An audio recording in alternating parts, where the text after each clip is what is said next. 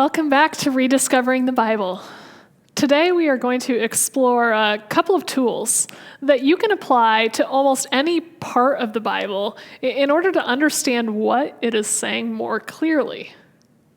But you might be wondering, why does interpreting the Bible require any tools at all? Can't we just read it and do what it says without overcomplicating things? Well, the answer in many cases is yes. I've heard so many stories of people who have encountered Jesus in life-changing ways simply by opening up a Bible and reading it. The truth is, a lot of things that Jesus taught are remarkably straightforward. For example, do not worry about your life, and you cannot serve both God and money. The challenge here isn't figuring out what God is saying, but actually doing something about it.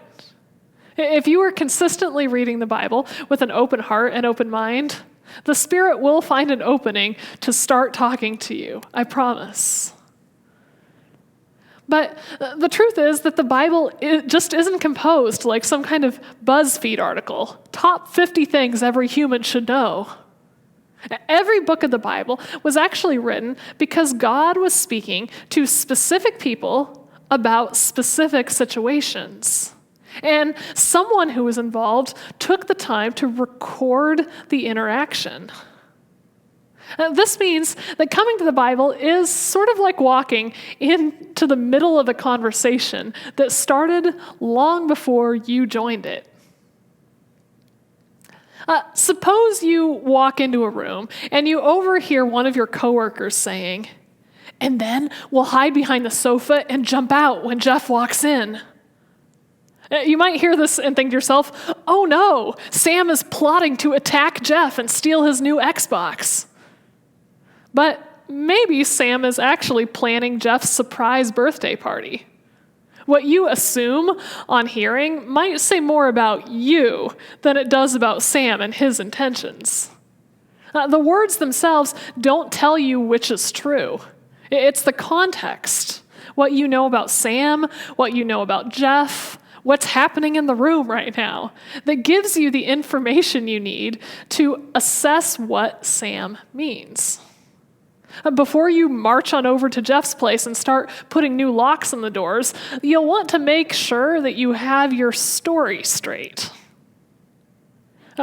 When it comes to listening for the voice of God, either inside or outside the Bible, interpretation is the difference between hearing what God says and knowing what God means.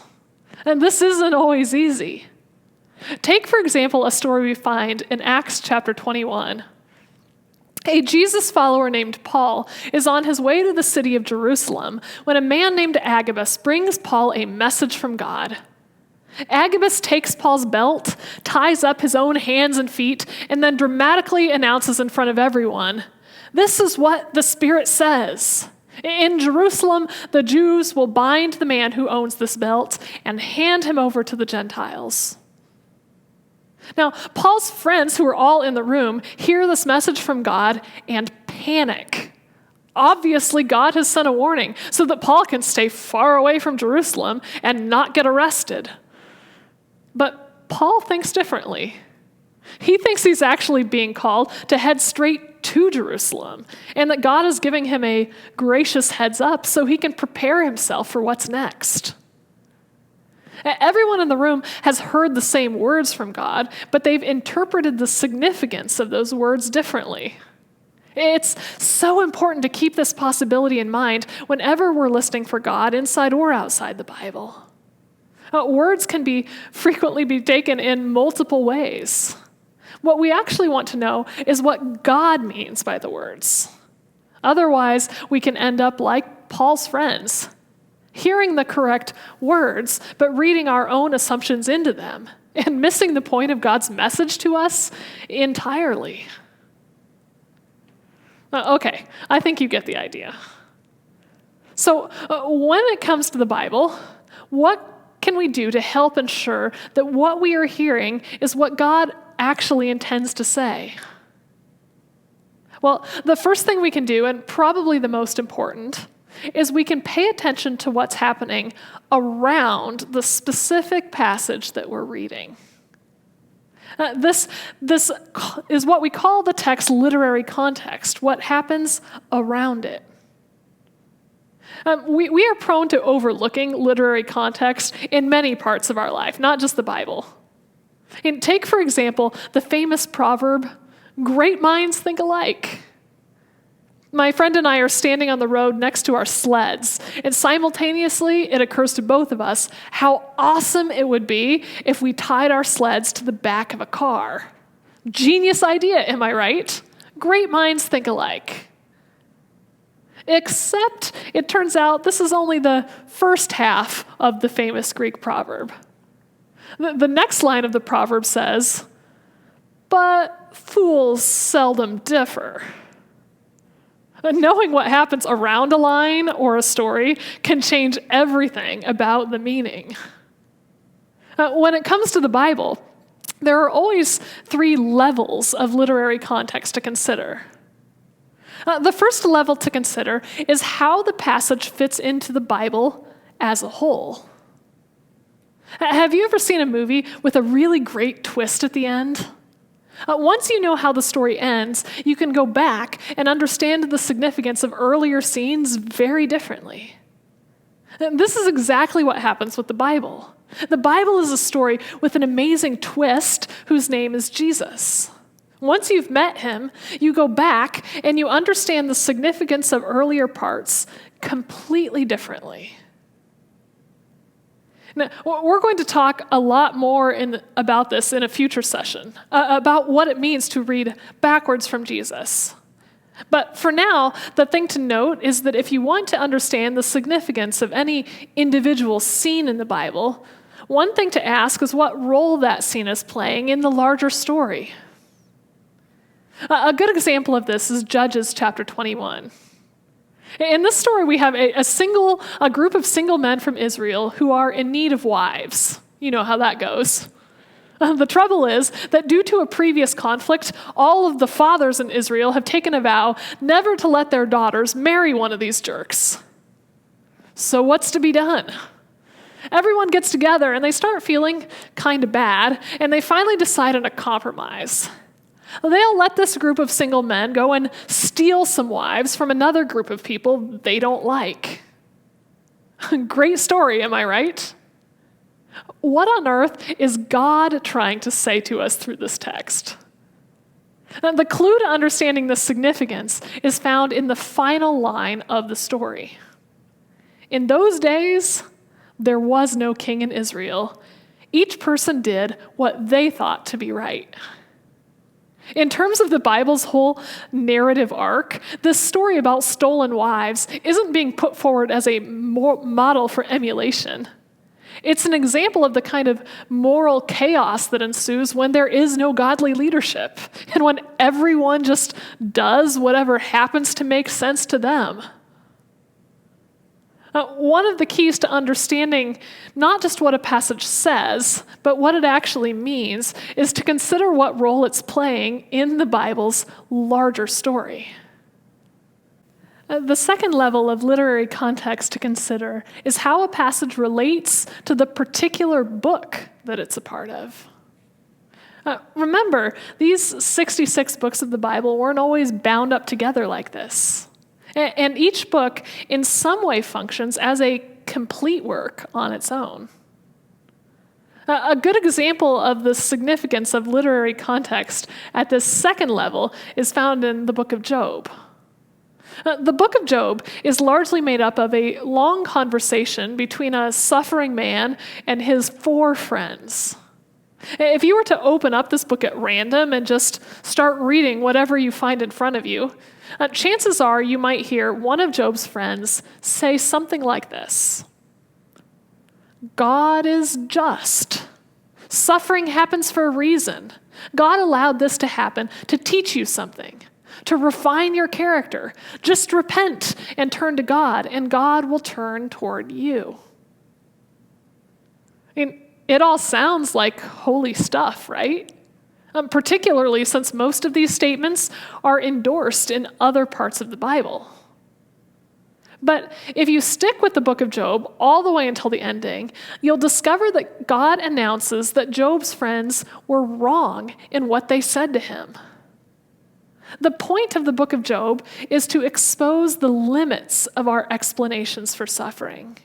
If you simply pull out a verse to encourage a suffering friend with some promise about the universe's justice, you will have deeply misrepresented Job's God-inspired message as a book.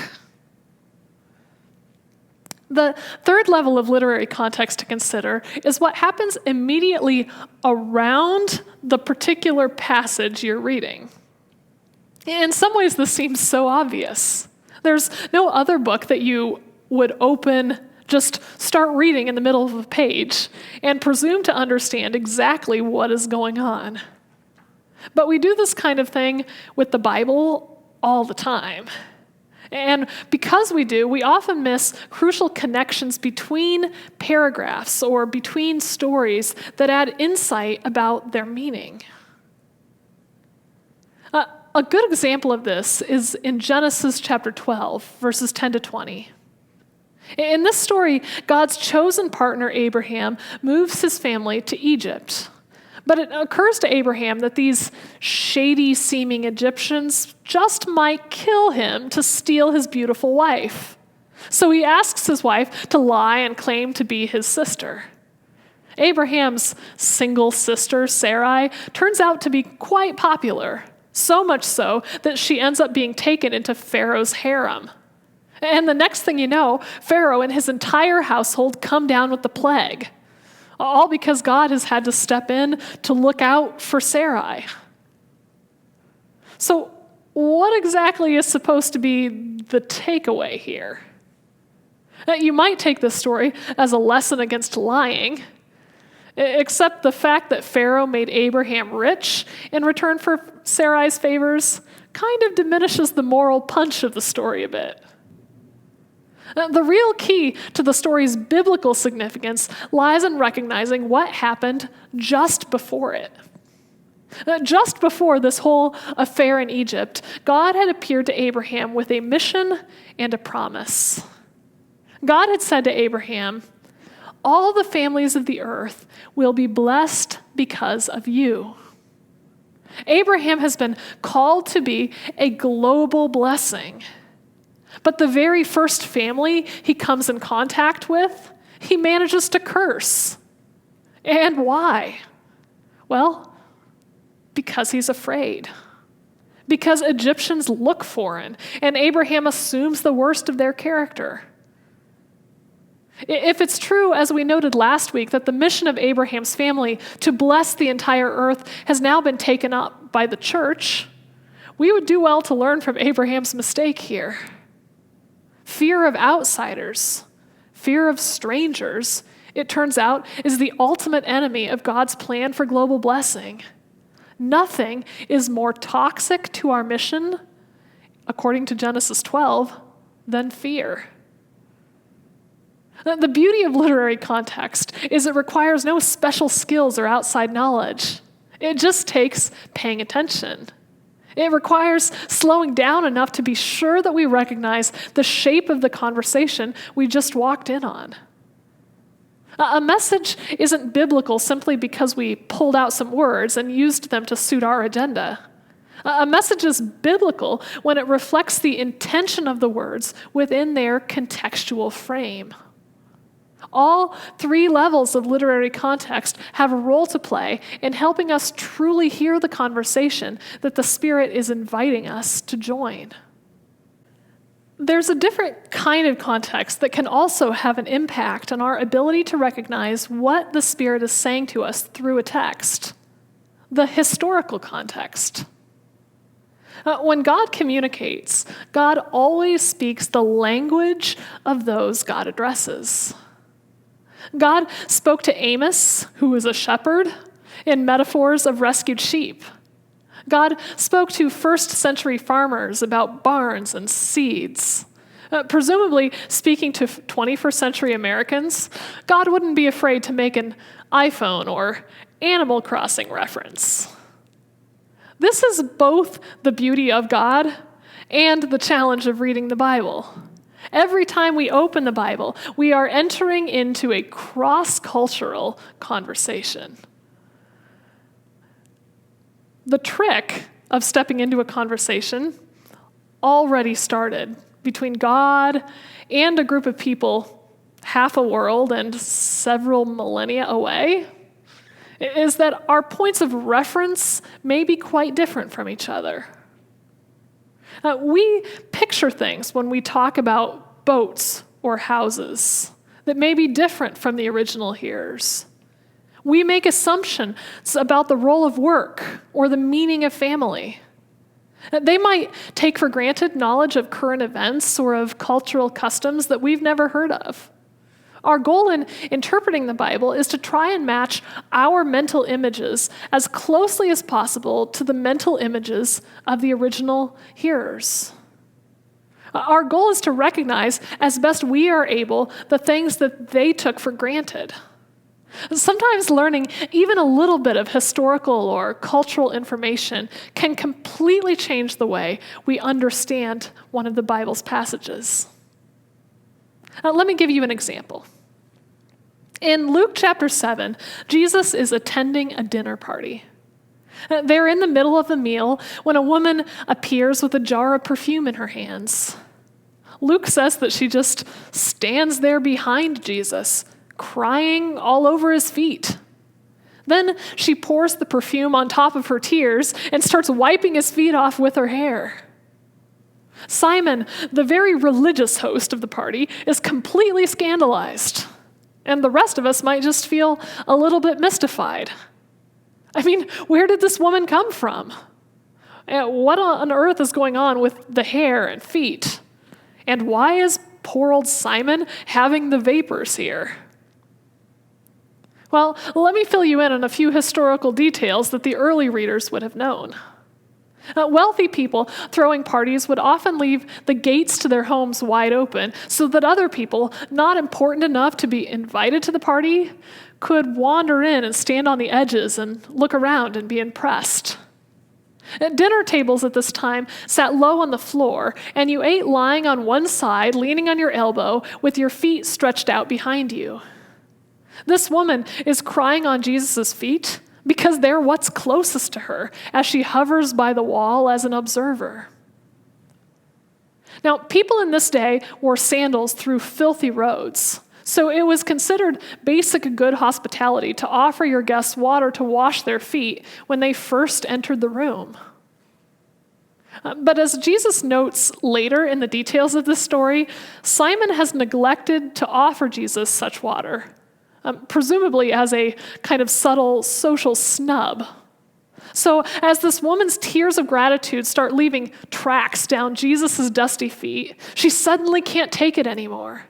She will wash his feet herself, not with water, but with incredibly expensive perfume. But it's the use of her hair that ultimately sets Simon off. Decent women in this time uncovered their hair only for their husband, for the first time on their wedding night. So what Simon sees going on here registers to him as a come on. You might think of it as the ancient equivalent of a woman sitting in Jesus' lap. But Jesus sees something different. He sees a woman making the deepest commitment she knows how to make. Her reputation, her person, her entire life, all completely devoted to him. Sometimes, as in the story in Luke 7, a little historical insight can really fill things out. We start to hear nuances in stories we've never heard before. Other times reading the Bible, we can clearly hear God's answer, but the real challenge of interpretation is correctly identifying the question that God meant to address, or the problem that God means to correct. In these kind of cases, historical background might help us to avoid major misunderstandings about what's actually at stake, or what kinds of situations God's answer really applies to. Unlike literary context, Historical context isn't something we can always gain just by observation alone. But there are a few steps we can take that help. First of all, watch for clues in the text about the situation being addressed. Pay attention not just to what is said, but to whom it's being said and why. Try to identify the question that the text is trying to answer. This kind of information can become very important when we ask how a story applies to us. The more clearly we understand the situation of the original audience, the better we can see how a word to them might also be a word to us. Second, always keep in the back of your mind that when you read the Bible, you are reading cross-culturally, so that as much as possible, you can avoid reading modern assumptions into the text. Remember that the goal is to match our mental pictures as closely as possible to the original audience. Wherever you can, take note when details arise that might have some kind of cultural implications. Even if you don't know anything about the specific cultural background, even that uncertainty can function a little bit like a caution sign that tells us where we might need to take care about jumping too quickly to conclusions. Finally, if you're interested in learning more about the historical context, there are so many resources out there that can help you. I recommend a book called Misreading Scripture with Western Eyes for some really interesting insights into some of the important ways our assumptions today differ from the writers of the Bible. Probably the most helpful thing you can do in general, though, is to simply get yourself a study Bible. Study Bibles are a little bit fatter than normal Bibles, but they offer a bit of historical background at the beginning of each book to help you understand what overall situation that book is addressing. There are also little footnotes at the bottom of each page that can fill in a few details you might have questions about. The NIV Cultural Backgrounds Study Bible is one possibility for a study Bible worth checking out. But don't let the details here stress you out too much. You can still get plenty from these stories without a lot of extra background. One of the most important things awareness of historical context can teach us is simply humility.